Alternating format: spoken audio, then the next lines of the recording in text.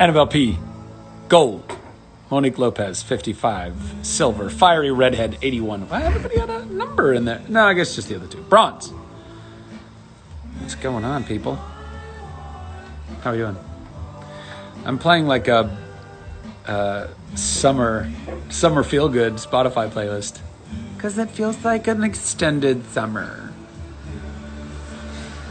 What up, Marsh? Marshall, where are you? You in the Airstream? I'm on it.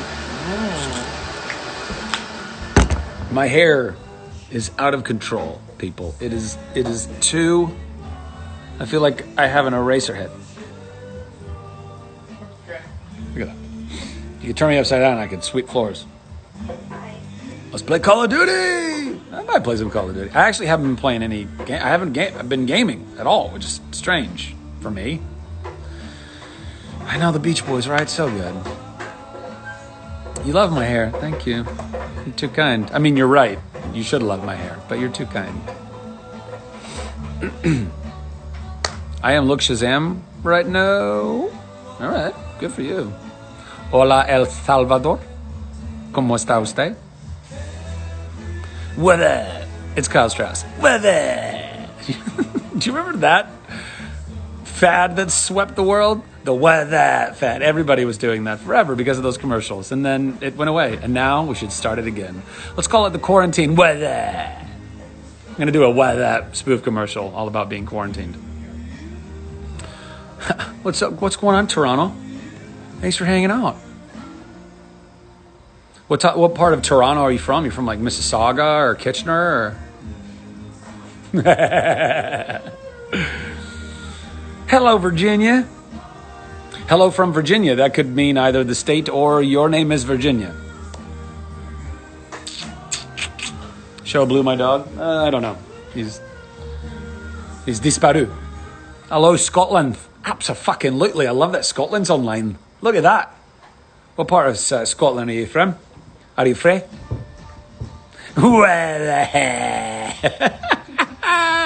My favorite one of those spoofs was when they got like the old school DC cartoons and it was Superman and Wonder Woman and Batman and Robin. They were like, that was really funny. Hello, Japan. Hello, San Jose, California. Hello, Ohio. Everybody just wants to shout out the towns. Hello, Cologne. You smell fantastic. And yes, I remember being there a year ago. I had a great time in Cologne. Fort Meade. Bonjour, Quebec. Or bonsoir. Bonne nuit. Bonne nuit. Newfoundland. Come on. And Peru. And Miami. And Texas. And Los Angeles. And Calgary. And Wales. The Welsh. My people, the Welsh. North Carolina. Just everywhere. We're international, guys. We're doing great. We're doing really good over here. Viewership is up. Eugene, Oregon. I've been there. Arkansas. All right, well, we've done a lot of shout-outs. Hola desde España. I don't know. Kitchener. There's a Kitchener here. Knew it. Called it. Where's my English fam, brah? What do you mean, where's your English fam? You are the English fam, brah. What's everybody doing? How is everybody doing? I couldn't stand looking at my hair. I have to go into my Jedi mode. This is not the hair you're looking for. My baby love, my baby love. Oh, God. Music is so good. This music is so good.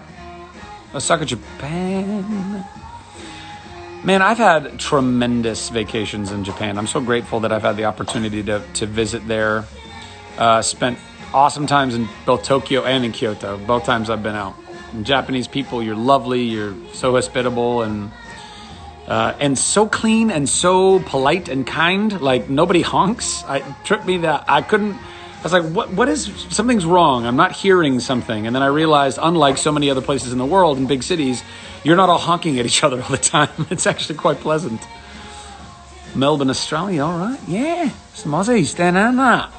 Da-na-na. Oh, that's awesome. You spent the day, what now? Sewing masks and headbands to donate to nurses? Jen Spur. Gold star, Jen Spur. Well done. Vero Beach, Florida. I know, that little Jeff Buckley shout out.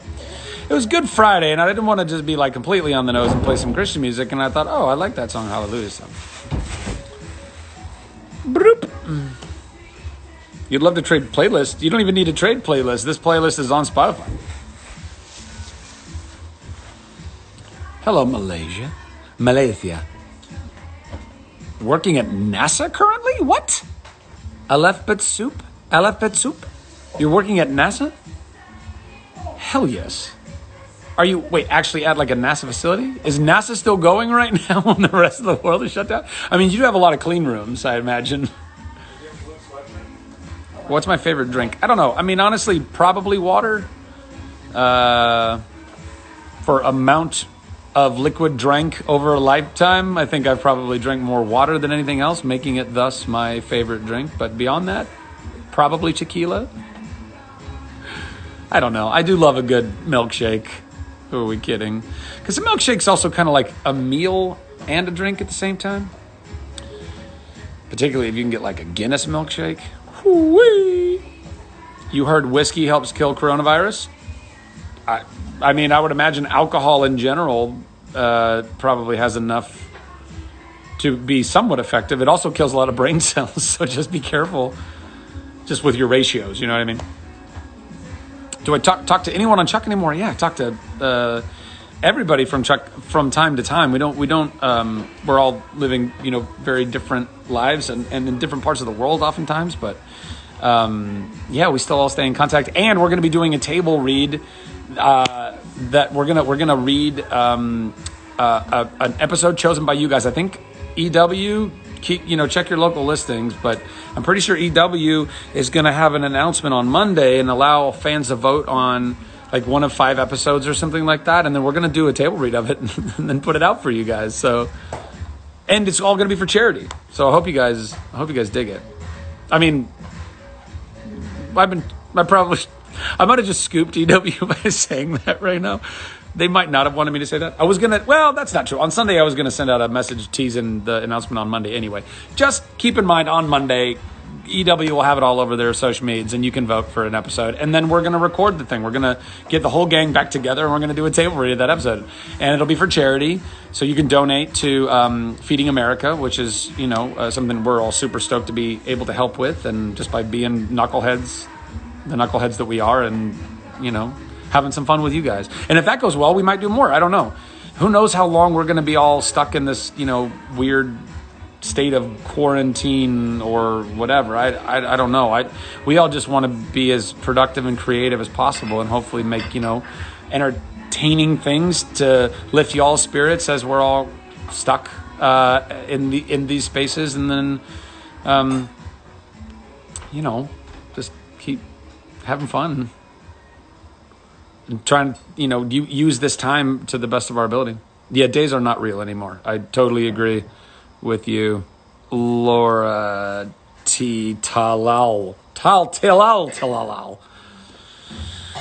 Alexandria Doreen, what have I been doing to fill my time? I don't know. I mean, I've been doing these. I always kind of did these here and there, but I think I've been doing these a little bit more. I was trying to do them daily or nightly or whatever, but then I don't know.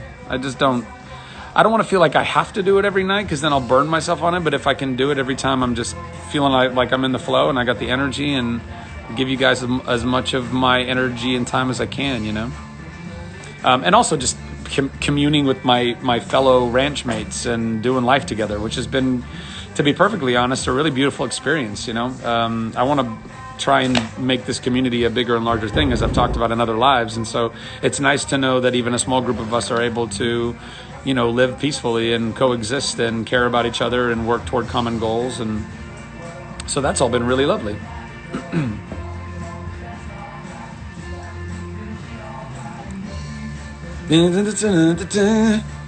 Favorite book? I don't know. My favorite book. The last book that I read that I loved was Sapiens, and followed by Homo Deus. I would recommend both of those to anyone and everyone. One of my favorite, just like fiction. I don't really read a lot of fiction or know a lot of fiction, but one of my favorite fiction books I've ever read is Brave New World by Aldous Huxley. I highly recommend anyone and everyone go read that too. It's a little terrifying. It's a little 1984-ish. It's a little, dystopian future that seems really incredible from the outside, but really it's not so great, or not all it's cracked up to be anyway. And even when I read it back in the mid to late 90s in high school, it felt very on point and relevant to various things that may or may not be happening in our world even now, or leaning that way or going those ways. I don't know. So yeah, it's a good book. I also really love Jurassic Park, the book. That was again of a very rare fictional book that I've read. But I even read it after I saw the movie, and I still loved the book. The movie didn't spoil it for me, which was great. But Michael Crichton is, so good, so good. What would Chuck be doing during the lockdown? No pandemic locks Chuck Bartowski down. I had of international spy stuff to be doing. You know what I mean? Like, spies don't quarantine. Because bad guys don't quarantine. That's just the truth of it. So as long as there's, the Volkovs of the world running around out there, then the Bartowskis of the world have got to meet them at every turn. I never read The Lord of the Rings. I know, never did. I just was never really, I wasn't an avid reader. I don't know. I honestly, I blame / attribute, because I don't think it's all bad. I think I actually got a lot of incredible fictional narrative out of the video games that I played. But the video games that I played took the place of a lot of the books I could have read. And you can, there's pros and cons to that. But it wasn't like I was not enriching myself with really cool narrative. Almost every video game I've ever played has a somewhat, has a story of some kind, and a lot of them are incredible and dynamic and complex, and they teach you all the same types of things that you would learn in reading a book. And some things you can't learn from reading a book, and vice versa. There's things from when you're only using your mind to imagine the world that's being presented to you, so you get to paint it all in, you get to color it all in with your mind. That does build other parts of your thinking and your process, where video games might fill in those gaps because you get the whole visual with it. But más o menos, I think both can be. Yes, I did email Scott Ellis. Thank you very much. Oh, but that reminds me, I do need to make some videos for him. Remind me to make videos for Scott Ellis. Oh, that's funny. Was the man who played Casey really that grumpy? Adam Baldwin. Adam Baldwin is not as grumpy as Casey. He is more grumpy than Casey. That's not true. That's not true. No, Adam Baldwin is not as grumpy as Casey. He can definitely be grumpy. That man, there's a beautiful little curmudgeon that lives deep down in him. Just the teeniest little bit of one. But only regarding certain things, you know what I mean? But I don't know. Look, I know that Adam can be a very polarizing person, and I'm not his keeper or his dad or anything like that, but he is my dear friend and a brother of mine in this whole family of of life that we have, and I love him and his family dearly, and he is honestly deep down, he's a big teddy bear. He's just a big teddy bear, and he really does love people and care for people.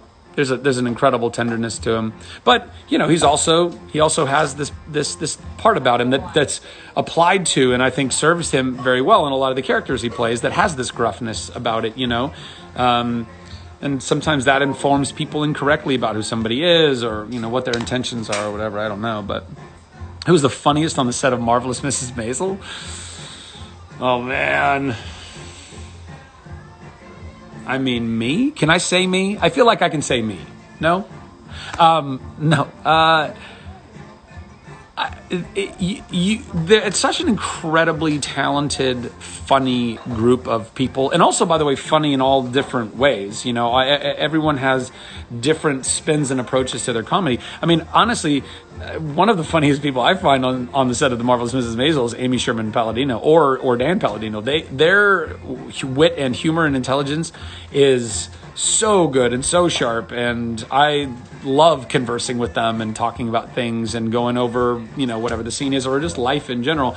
But I mean, I don't know if I had to. I mean, Alex Borstein, Alex, she's one of the funniest people on the face of the planet. I mean, did you watch Mad TV? Do you watch Family Guy? Have you?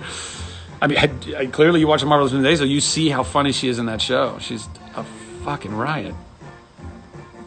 I don't know if I'll be back on Maisel. I hope, you know, if they ever call, I say yes. That's basically, I love that group. I love that show. Very grateful that I got to be a part of it. Do I have any hobbies? I mean, currently, honestly, my main hobby is trying to build my version of Disney World. That's pretty much, it's an interesting hobby, let me tell you. Thank you. I love the sweatshirt too. What's up? What happened up there? Thank you for chatting with us. Oh, I'm glad this has made your stressful day calm, or calmer at least. I know, it's incredible, right? Like, there's with everything that's flying around right now, like we just checking in with people, and like, which I need to do more on my personal side. For all of my friends and family out there who don't hear from me nearly as much as you ought to, even during quarantine, I'm sorry. I love you so much. You know me. Love the Hall & Oates in the background. You're damn right. Who's that? CK Chin! What's up, Romar? How you doing, CK? We miss you, bud. I feel like I was about to see you before all of this happened, and now we're so close yet so far away. He's donating like 2,000 masks a week right now. Bro, for real? Nick just told me you're donating 2,000 masks a week. CK Chin, you are a godsend and an angel and a mensch and a man among men. Thank you so much for being so awesome and generous. Not that that's a surprise to me at all. If you guys go check out CK Chin, I think it's SEEKAYCHIN, I think. Yeah, there you go. Yes. SEEKAYCHIN. He's a awesome friend and brother here in Austin, who is just an all-around excellent person with an incredibly big heart, and you should go patronize his restaurants in Austin. Also go and check out, I think the link is still in my bio on Instagram right now, which he and some other folks that are a tribe here in Austin are a part of the Hope outdoor art gallery, which is this really cool spray paint art gallery, essentially, that naturally, organically happened in Austin, in like this kind of abandoned, like, you know, kind of busted down site. And now they have a new home that they're going to open up out near the airport. So, and they're supporting a lot of local artists right now who are not able to make a living. So that's what the link in my bio is. Scooby-Doo. I have a hard time hearing Scooby-Doo without thinking of the scene in Can't Hardly Wait, when the two stoner dudes who are in the backyard of the party, and they're just like laid out in the lawn chairs eating watermelon, and they're talking about Scooby-Doo. Scooby-Doo. And it was, darn it, my mind is completely blanking. What's his name from the Muppets and How I Met Your Mother? Why can't I think of his name? Oh, anyway. Can't Hardly Wait was like such a seminal movie in my high school years. Is it true that I tried out for Lex Luthor in Smallville? Fuck yeah, I did.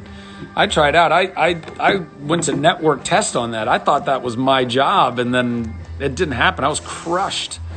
And then here comes this Michael Rosenbutt flying in. Oh yeah, I'm gonna come in and shave my head and look all sexy and be the foil to Tom Welling. Yeah, Jason Segel, thank you. Jeez Louise, oh my gosh. I'm getting older, I'm having more brain farts. You had a dream in which we became friends and we talked about Star Wars, although you really don't like it? That's a super odd dream. That's an odd dream. Thank you for sharing. Miss Piggy, yeah. Favorite holiday song?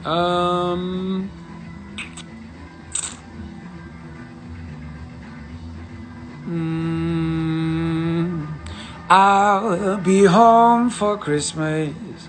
You can count on me. Please have snow and mistletoe and presents under the tree.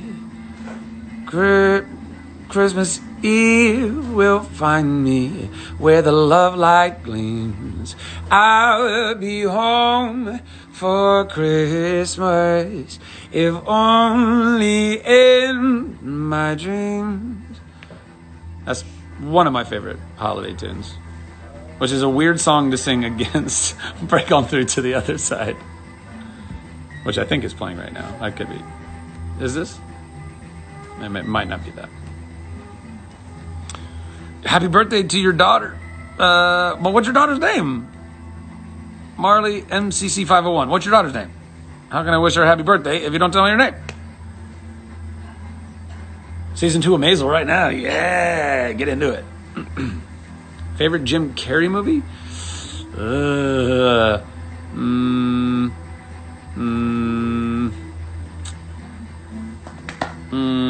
I think it still might be Dumb and Dumber. I'm not going to lie. I sang My Funny Valentine the other day. I'm still waiting for this lady to tell me what her daughter's name is. Evangeline. Happy birthday, Evangeline. That's a great name. I've always really liked that name. Like the actress, Evangeline Lilly. You know what I mean? From Lost. Freckles. Evangeline. Great name. And happy birthday. I don't know if your mom said how old you are, but happy numbered birthday you are today. Favorite video game? By hours played, it could be like N64 GoldenEye. That could have been the game I logged the most amount of hours playing. Well, actually, I don't know. Well, no. Yeah, probably. Yeah. With all the multiplayer, probably. But, I don't know. I really like first-person shooters a lot, obviously. I mean, hence the GoldenEye stuff. But, I don't know. I like adventure games. I love the Uncharted series. I loved,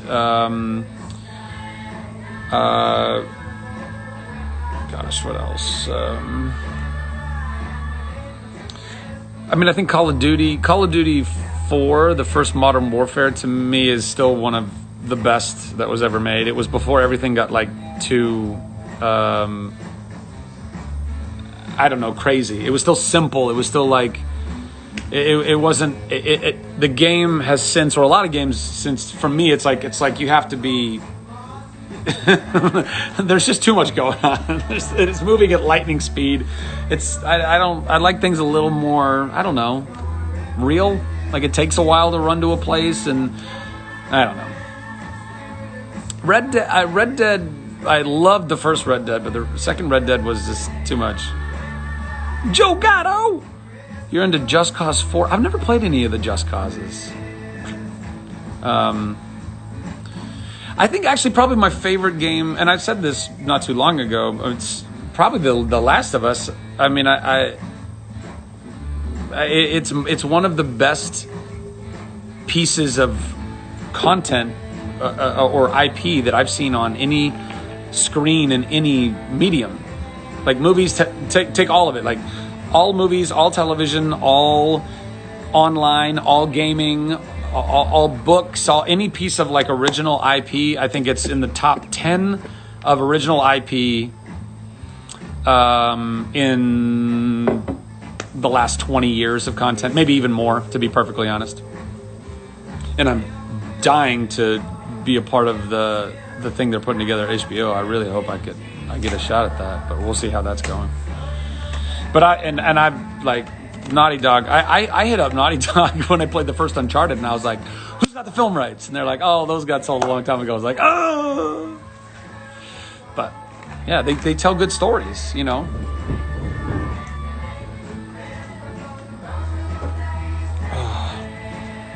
Man, I think I need to strengthen like my middle back thoracic muscles to keep my posture up better. Can I tell you about playing Eugene Fitzherbert on Tangled? Yeah, it was awesome. I know I'm biased, and I know this might even come across as sounding ridiculous or stupid, but I legitimately think he's like the best Disney prince ever.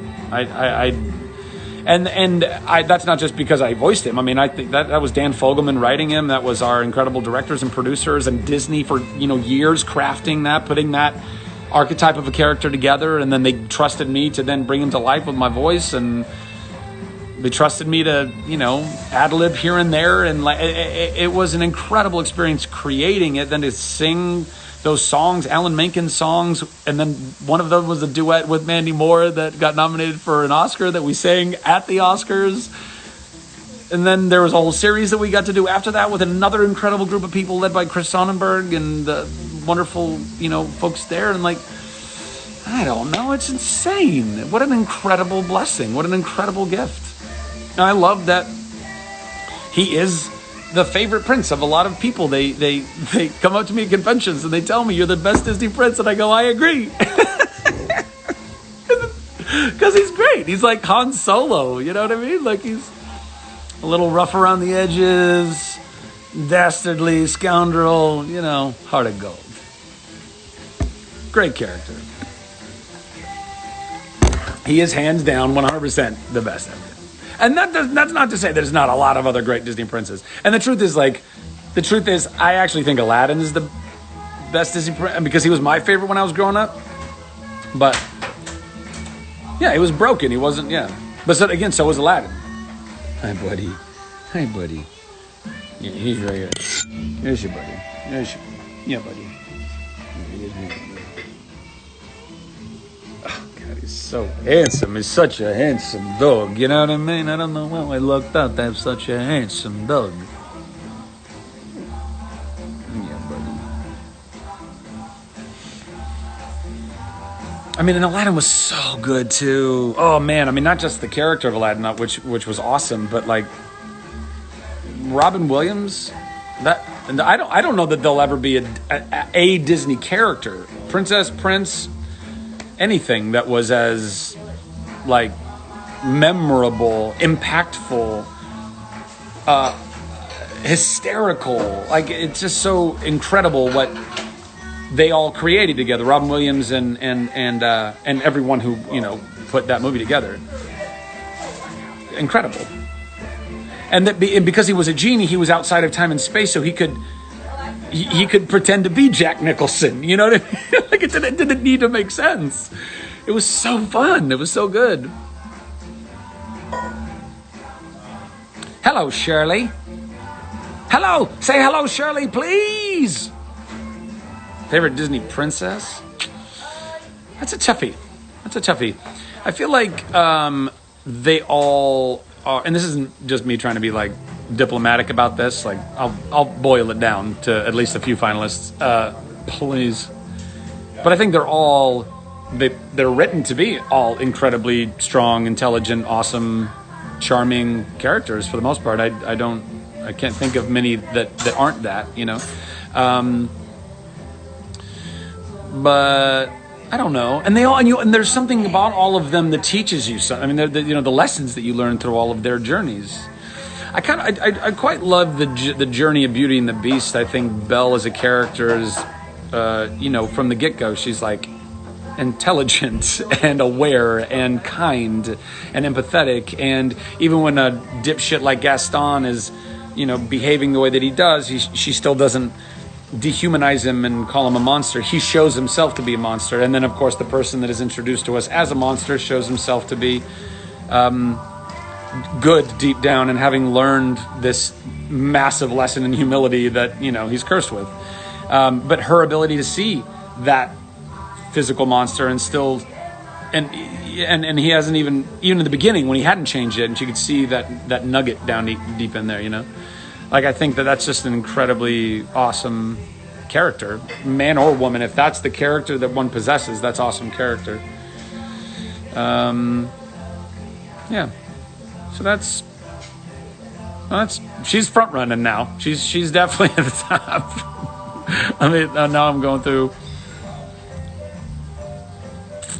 Trying to think of all my Disney princesses. I mean, I think Rapunzel's pretty dope, y'all. I'm not gonna lie. I mean, obviously, again, biased, but all of those same things. I mean, all of the same things I just said about Belle, save the fact that when Belle meets a dude that literally looks like a wolf meets a wildebeest. Is that would that be an accurate portrayal of the Beast in Beauty and the Beast? A wolf meets a wildebeest. Belle's got to deal with that. Rapunzel had to deal with this. You know what I mean? So it's a little easier for her to have an open mind.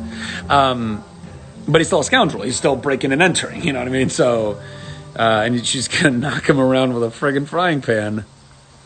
Jeez Louise. So I think, yeah, bison. There you go, bison. I mean, I feel like a bison is a wolfy wildebeest. Am I wrong? No. Oh, good morning, Tokyo. Yeah, it would be morning for you guys, huh? Oh, I love this song. Feel like the problem is that I suppose I could turn. Nah. Typically, I control the music from my phone, so in order to do that, I'd have to pause this, and I don't really want to deal with that.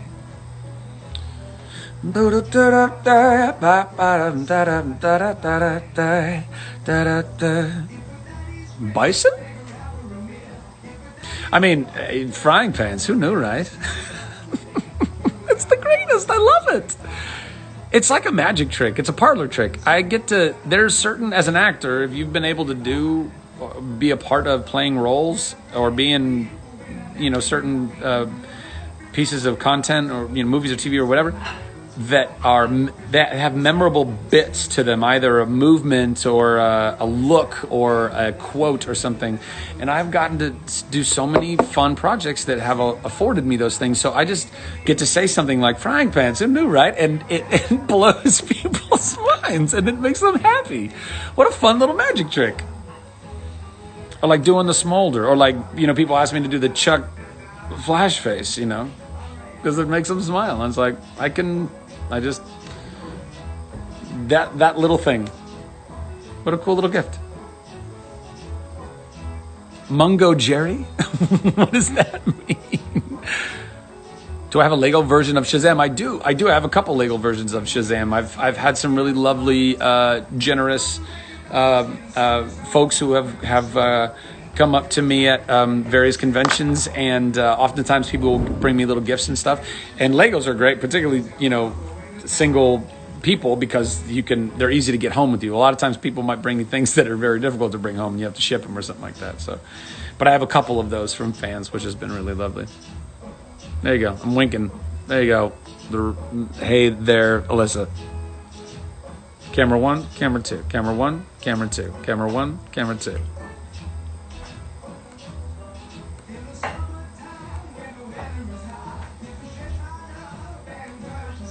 Did I bring home stuff from the Shazam set? Yeah, what did I bring back from the Shazam set?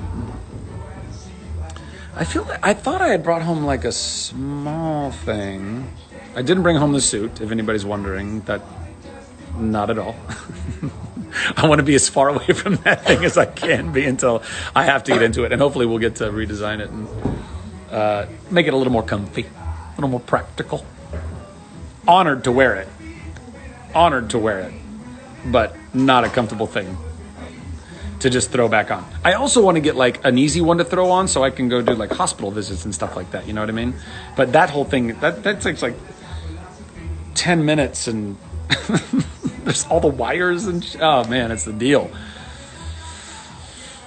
Because my chest actually lit up, and my gauntlets, they really all lit up. So I have the ultimate Halloween costume forever. That's true. I kind of do have. Say the magic words. I mean, abracadabra.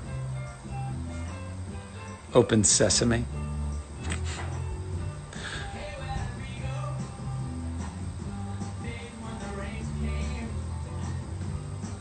I mean, This song is just evergreen.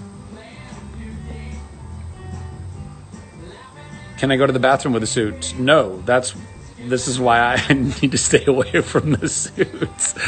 I had a little like cod piece that I had, some very lovely costumers that would help me to, get into this whole rig, and with the boots and the gauntlets and the cape and the whole deal. And we got very intimate over the course of that movie because they had to essentially use these little eye hooks to find the hidden zippers in my crotchal area, which they would unzip for me, and then I could go pee-pee like a big boy. And that was no me gusta. No me gusta mucho.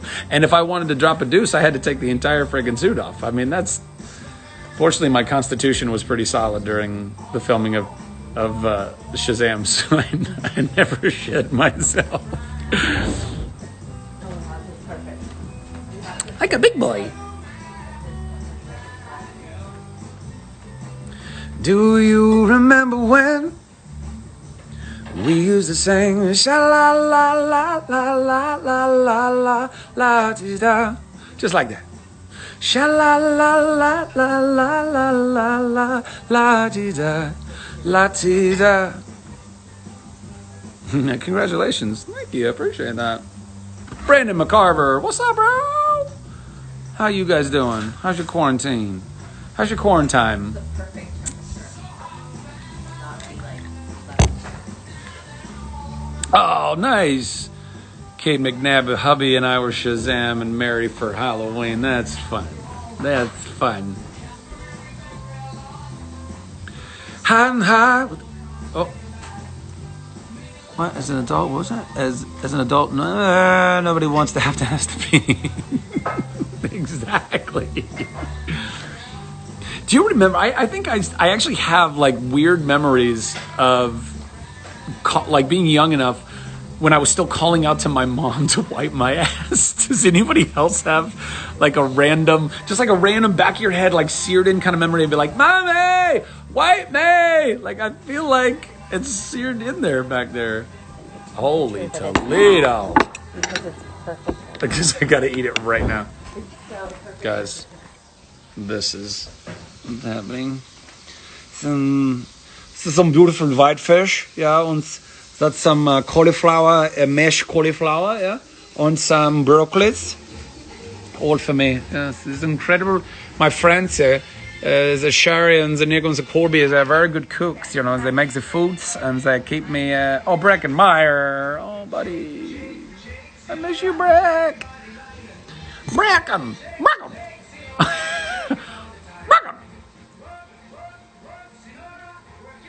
What movie? What's the first movie you think of? I should see it blowing up my feed right now. What's the movie? Come on, guys.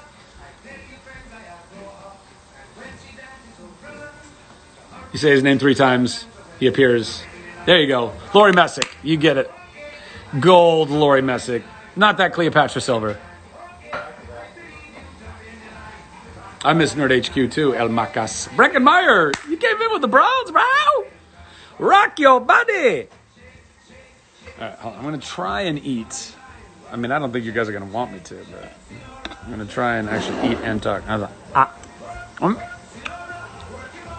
Holy shit. Those are the best mashed cauliflower I've ever had in my entire life. Sherry knows it too. Okay, I'm getting some fish now. Wait now, Nick. Magnifique, bro. What is this? Dude. Solid. Oh, this is what The Rock eats on the regular. Lots of cod. That's right, Black Adam. I'm coming for you, bro. You can eat cod for days. Oh my God. I'm eating seasoned grilled, little pan fry. What was this preparation? Little pan fried in a skillet, cod, some cast iron skillet, some grilled roasted broccoli. That's how little I know about food preparation. And some mashed cauliflower that looks like mashed potatoes and tastes even better. Oh my God, that's so good. Sherry, they're asking for the recipe. Oh, that's right. She doesn't do recipes. She's just like making stuff as she goes. Oh my God. Oh my God. It's so good. It's so good.